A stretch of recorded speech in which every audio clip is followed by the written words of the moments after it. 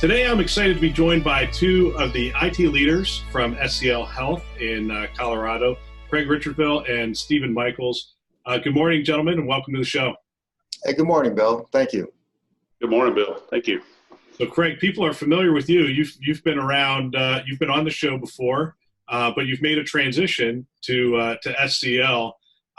Give us an idea of the transition. So, you came into a new organization. What did you find? What did you have to put in place? Tell us about the journey to Colorado. Yeah, I think first, Bill, first and foremost, it certainly is when you come into a new organization, it's very important not to come in with any preconceived notions or ideas of what you want to put in place. So, my first 30 days was really kind of more what I would call a listening tour, where I went around and I spoke with about 40 different executives, different focus groups, different parts of IT, just to learn what the current state is and what the future expectations would look like. Did an assessment, and then you start to execute. So within 60 days, you really need to start to execute, and that was really the third month here. And what we did here in terms of going through it was you need to identify what were the right seats to put on the bus. Then you got to put the right people in those seats. So I separated 75% of the leadership team, knowing that the aggressive and the acceleration of the work that needed to be done in our markets required a whole new level of talent and leadership. And so that's why today even is joined by my first member of the leadership team that joined me, Steven Michaels. Yeah, so Steven, you made the move. Give us a little bit of your background and the transition from where you were to SCL. Yeah, thank you, Bill. Yeah, so my background is a mix. I've had the fortune to work in various disciplines from big government. I actually started my career in the military. I've also worked in telecommunications industry and spent the last 10 years in healthcare. And that's been a mix of both big pharma as well as healthcare delivery. And like Craig, when I come into an organization, all that experience and credibility that you build up with your previous organizations, you start off with a zero balance when you come into a new organization. So,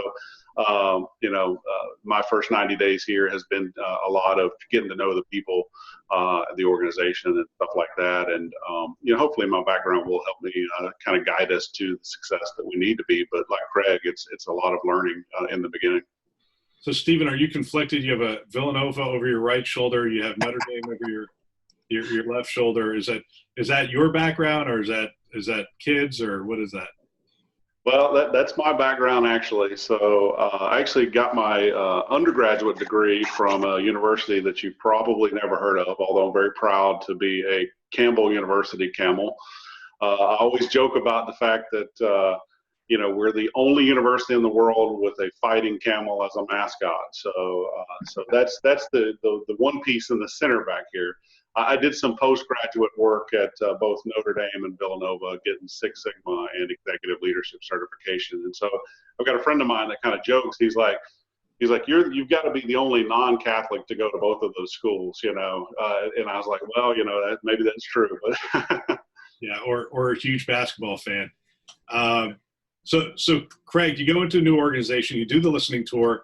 We're seeing a lot of IT organizations start to, let's just say, bifurcate a little bit in around sort of an operational IT and a digital and IT and an innovation IT. What was your thoughts as you went in and after you've done the listening tour of how you're going to organize to not only serve the current needs today, but also advance the organization? Yeah, so in coming through, and actually my last member of my executive leadership team actually starts in a week. So that whole cast will be complete at that time. And when you look at the actual programming, went through and we developed what I would say would be a group of products and a group of platforms, and that falls underneath all of our programs. So we put into place 5 platforms, and those platforms are very geared around who our partners are going to be in the future. And most of them have a very large sweep of services, some overlap. So if you looked at it, you would see in our cloud space, for example, Google is our major partner. They're a major technology company that we are going to be partnering with in many different avenues of work. When we look at XRM or CRM, we call it XRM because it includes all relationship management. We are a Salesforce partner. On the EMR and revenue cycle management side, we have Epic. On the ERP side, we're actually going through an evaluation at the moment. And by the end of October, we'll have both our platforms selected as well as our implementation partner. And the last of the 5 is our service management. So these are how we plan to interact with all of our associates. And ServiceNow is that. And we implemented that in August of this past year. So a lot of movements around the platforms. And really part of that is going to be to make sure we try to eliminate the best of breed type concept and try to bring a lot of the one-off partnerships into the fold of our 5 major partners and platforms. On top of that, then we have 5 product lines, and that's where I think you also see a kind of a circular influence around it. One is around application services, one is around data services, digital services, IT risk and technology services. So we have 5 major platforms, 5 major product lines, and that's how we're organizing all of our work for the company. So Craig, I'm going to come back to you in a minute to talk about budget, because you rattled off a bunch of platforms, and I just happen to know from my former budget that those are expensive platforms. So, but Steven, I want to go to you. You're new into the organization as in the CTO role. How much of your time is spent on today on normalizing on really getting the infrastructure solid, the security platform solid, and then how much of your time is spent on future thinking and future endeavors? Well, so kind of being in my first 90 days, that balance is a little skewed just because it's a lot of learning and so forth. And so I do spend a little more time today in the weeds with our platforms than what I will be doing in the future just to be effective in my role. I think for my role, to be effective, I need to be spending, more of my time aligning kind of the technology value stream to the organization's missions and values. And that's really getting to know the leadership across the organization and understand what their priorities are and how their teams are interacting with our technology.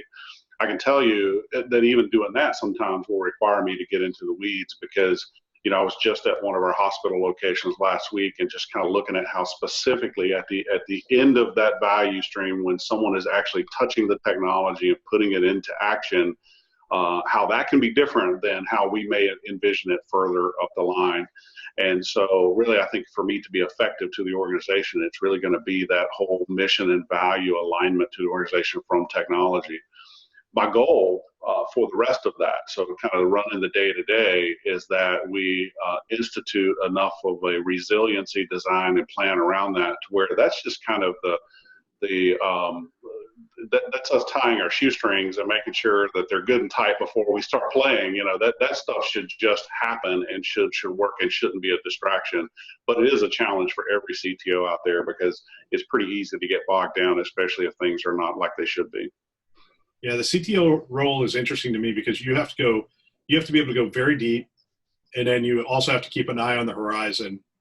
And you and Craig together will keep an eye on the horizon to say, what's going on in the world of automation, what's going on in the, robotic process automation and other areas that you guys, are keeping a firm eye on. So Craig, I come back to you on budgeting. I know when I came in to the health system, I took over at, one of the initial things I had to do was to educate the leadership on what was going to be required to deliver. It's funny because you look at the job description for the CIO and they're all so aspirational. You read it, you're just like, wow, this is one of the most forward-leaning companies. And then you get in there and you're like, okay, if you believe this, then it's gonna require this kind of investment, this kind of thing. How do you approach that first year in terms of budget and educating and really setting the right foundation for the future? Well, the timing is actually perfect because for most health systems, including ours, the budget season is actually right now. So we're right in the midst of it. So outside of learning a new process, one of the things I will say, when we came in and started to review some of the current work or some of the past decisions that were made, we've already in the past several months, past 3.5 months, have generated over $4 million to the bottom line in a positive state by right-sizing our agreements, displacing one-off vendors, consolidating our portfolio of services that we're offering. So we've already, I think, have some credibility that we built, that we are looking at these. I think you said the key word is investment. The things that we are putting in do have to have a return coming back. So initially, it was talked about that, that these are going to be some large expenses that we are bringing to the table. And yes, they're not cheap. However, if you have a strong buy-in from the corporate areas, from the clinical provider areas, and you put the right due diligence around your business case, these are actually investments that have a return coming back to the organization. So in terms of selling it, they sell themselves. In terms of change management, we're in an organization, or really the organization is in an industry that is going through a tremendous amount of change management. And that is something that, in my opinion, we need to start getting used to, and that needs to be part of our daily flow and our daily work. And the C-suite up here, I think, strongly believes, and most of them are pretty much in their roles just in the last several years from very large, high-performing organizations. So we got really the top talent, and Steven and I and the rest of the team are very privileged to be working with this set of people, and we're very well aligned in terms of how we want to move the organization forward, how we want to be a leader in this digital transformation for the industry, and how we want to provide the best services to achieve our mission for our ministry back to our patients. So you guys, you threw out a bunch of great topics to jump off on. So, the Google partnership. So we heard from, I've joked on the show that we should now have signing day, where a big announcement and somebody puts on the Google jersey or the Amazon jersey or Microsoft. And so Chris Ross put on the put on the Google jersey for Mayo, 10-year AI partnership, and talked about how the Google engineers are going to be working side by side with the Mayo clinicians. And I think his quote from the Health 2.0 conference last week was, this AI thing is real. So, you guys have a pretty strong Google partnership. Either or both of you, talk through a little bit about what you guys are doing with them and what it looks like. Yeah, I'll start off first and let Steven fill in a lot of the blanks. So the relationship with Google is a continually maturing relationship. So we've made a large investment. We partnered together to do some of the basic type services.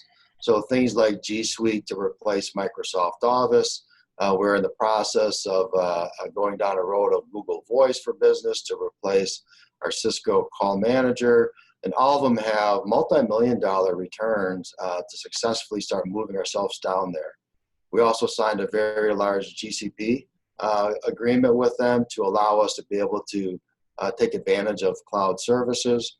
And Steven has already talked to some of our business partners in a different space to allow them to be able to either move or to add Google's cloud to their environment, so it's not an AWS or not just an Azure company, but something now where Google Cloud is at least one of the three, and we hope to be the preferred in the future for other people making these decisions. And then there's a whole slew of the AI and ML components, whether it's on the contact center side, the administrative side, or on the clinical side. And so we have a regular meeting. Steve and his team chairs our Google steering committee, which is a subcommittee, or really it's an equitable committee to our technology committee. So I'll let Steven kind of fill in a little bit more of the detail, but it certainly is a very accelerated and advancing relationship.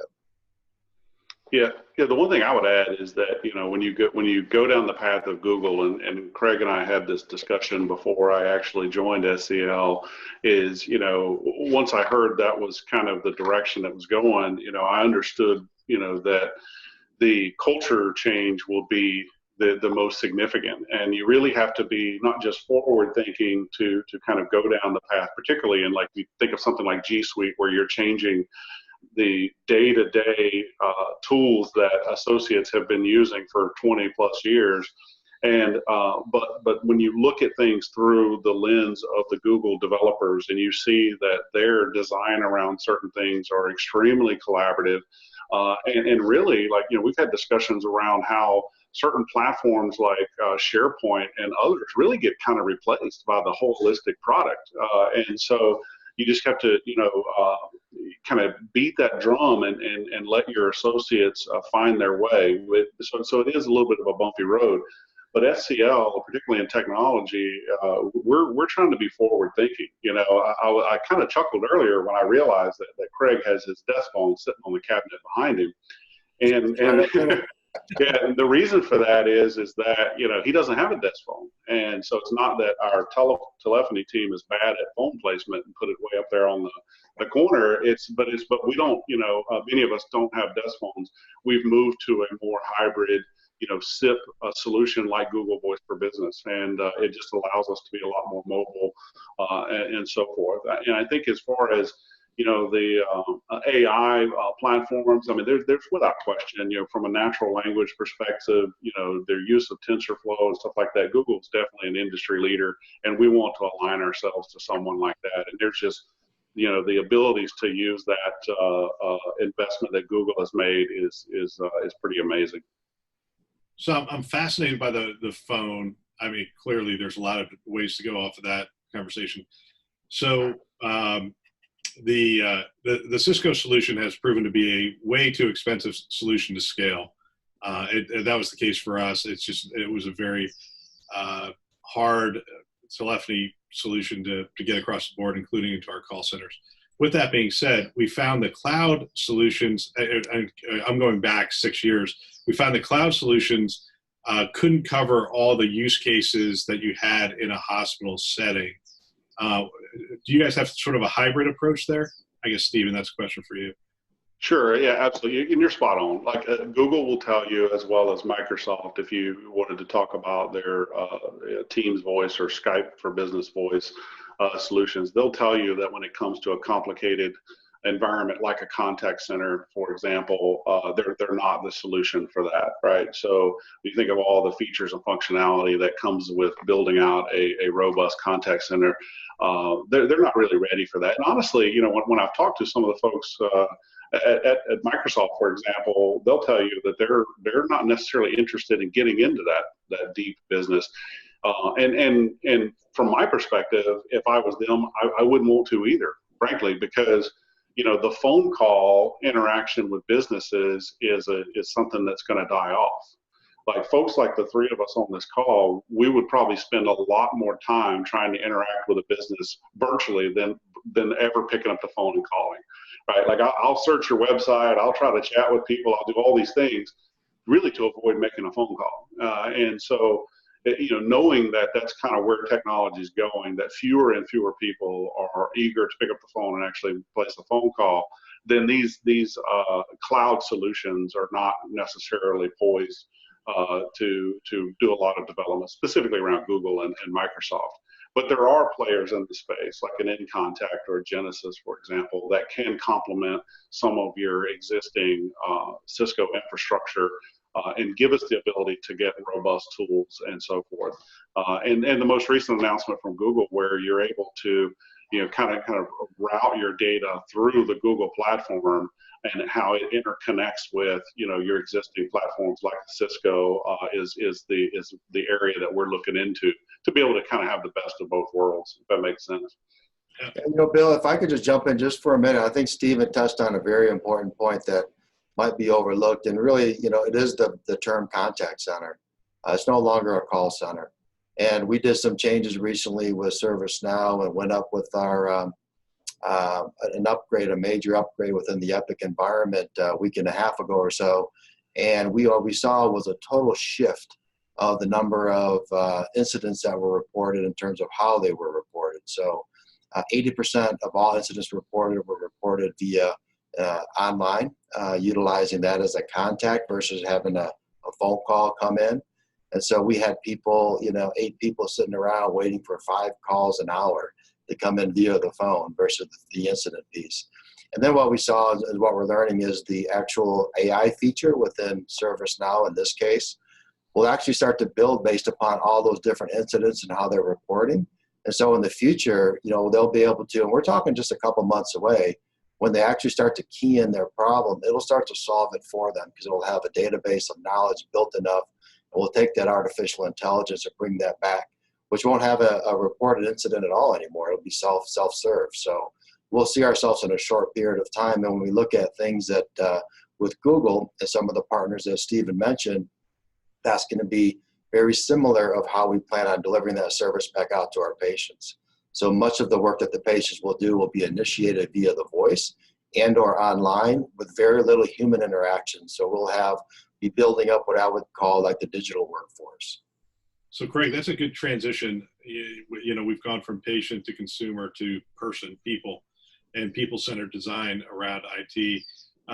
How's that changing the thought process in terms of strategy, tools, and implementation for you guys as you move maybe from a patient-centered to a consumer and really a person-centered? When we talk about population health and we talk about social determinants of health, we're potentially not talking about even consumers anymore. We're just talking about the community that we live in. So how does that impact health IT, and how does that impact your thought process for technology and strategy? Go ahead. I'm sorry. So we have a very progressive strategy team here and leadership group, as I mentioned. And so when we came in here and started to learn about the organization and then looked at our strategic imperatives and the initiatives over the next 5 years, and it's called Mission Forward 2025, became very clear that for us to be able to accelerate our work to support and to achieve or overachieve even the objectives that were established as part of that strategic plan, that's where the growth for us is coming into the digital services area. And that's where I was able to actually repurpose one of the executive positions to be the vice president of digital services. And now we've got the work around that. So we've already inventoried all the different digital assets that we've created. We've now started creating the list of achievable goals for other digital initiatives in the future. Then we also, which I think is equally important, we created a list of that parking lot. So we wanted to make sure that we looked at all the different digital assets that were capable and that would be capable coming in the next several years. And so we have things that we're working on, things that we want to work on, and then things that we don't want to work on, just to make sure that there's a concerted effort. And it was very intentful that if somebody asked me, for example, what are you guys doing in the area of blockchain, I could say for us at this time, it is something that is on the parking lot list. We are not spending resources, time, and energy within the blockchain. As that matures, as we continue to mature, there will likely be the opportunity that we would bring that into the portfolio. But for the moment, we're going to allow other people to continue to generate that good work. So it was really for us to create the digital piece, which will lead into our consumer and our person focus, so that we are very personalized in the delivery of our services, not customized and not one size fits all, but it's very personalized to Bill Russell, for example, when you come into our service line. Yeah, so let's talk about CRM or XRM as you, and Steven, I'm not going to put you on the spot here. You've been there for 90 days, is that right? Yes, sir. 90 days. So I'm just going to throw this out to both of you. So from a CRM perspective, how are you thinking about it? You have a phenomenal tool in Salesforce that can do a bajillion things. I mean, it literally is a platform that can go in a lot of different directions. How are you going to use that platform, and is it around personalization or is it around outreach? I mean, where does it get used the most effectively in healthcare? Yeah, either of you. Okay, I was going to say, like, you know, one of the challenges you run into is the bleed over of technology, right? So I think in every organization I've been a part of, that, and my last 3 organizations have all been Salesforce platforms, and it's a great platform, and how it's utilized. I think that, like with many platforms like that, there's so many capabilities that sometimes we don't realize what we don't know. And so sometimes there's features, functionality that aren't being used. I haven't seen that yet at SCL. I haven't been there long enough to see, you know, to what extent we are utilizing. But Craig mentioned ServiceNow as a platform, right? There's a lot of bleed over between ServiceNow and Salesforce, for example. And so the challenge for someone in our position is we have to look at that bleed over and see, okay, well, how much are we consuming on one end? So in other words, like to what degree are we consuming Salesforce and using the features that be differentiators between them and a ServiceNow, for example? so that we can make the right decisions for the organization. We're not there, and certainly the new VP of Digital coming on will be a major player just because of that responsibility to get us there. But that challenge has existed in every organization I've been a part of, and it's not unique to SCL, just simply because these platforms that are being built are fantastic and robust, but they also bleed over into each other quite a bit. You know, Bill, when you talked about Salesforce in some of the different ways of how we could use it, and what we found out in the current inventory of the assets, we're actually using Salesforce in pretty much every way you can think of. The issue was, to Steven's point, we didn't rationalize what would be the best platform for some of the services, and also we needed to align the different services together. So we knew when we were talking to internal people, for example, that we had a certain amount of personalization to it. We're looking at actual patients of ours or providers, again, very personalized with some of the ways that we would look into. Then you look at the outreach with a lot of our consumer base, you know, to start to capture and bring some of that information in. You know, again, we're kind of moving toward that avenue as well. So we're using it in all different assets of how you would think you would use the cloud for Salesforce, so both the marketing cloud and the service cloud. And then we'll rationalize primarily the service cloud of how that fits within some of our other platforms that we have. And so for us, it's really going to be organizing the work and then accelerating the work based upon the best platform that we choose. And we have a very, you know, when you look at the Salesforce and the digital products that we're bringing out, it's myself and our senior vice president of marketing are the co-executive sponsors. So it's not an IT thing, it's not a marketing thing. It's actually a corporate thing that we're coming together on for. And if you looked at our new name that we originally just rolled out in the last couple of months, our new name is actually ITDS. So it's information technology, which is basically what goes across all industries, but we're also responsible for digital services, which is the last two things. So I think we're probably very unique in being called ITDS, but it kind of brings in the future of the digital world that you brought up, as well as the base foundational aspects of technology. So that's fantastic. So I guess this is one of the final questions here. Let's talk about data a little bit. So data is foundational for the digital services that you're going to be delivering in terms of, in terms of everything. I mean, data is the lifeblood of digital services. How are you going to normalize that? How are you going to make it available? Are you going to be developing your own set of digital tools on top of this? You're going to be tapping into the ecosystem of innovators that are already out there? Are you going to be tapping into maybe some of the programs that larger health systems have in place? What are your thought processes on that? Yeah, you know, we're not going to be doing a lot of what I would say internal development. What we're going to be doing is we're going to be looking to see what's happening across other industries. That's something that Steven and I and the rest of the leadership too are very proud of, is the network that we've built over our careers, are not only in healthcare but outside of healthcare, and how that all is being utilized. Because, you know, data and digital is a big piece going across all the different verticals that are out there. But we'll be looking at the innovators in terms of some of the things that the large technology companies, like in our platform partners like Google, for example, or ServiceNow, or some of the things that Epic is moving forward with, bringing those into our portfolio.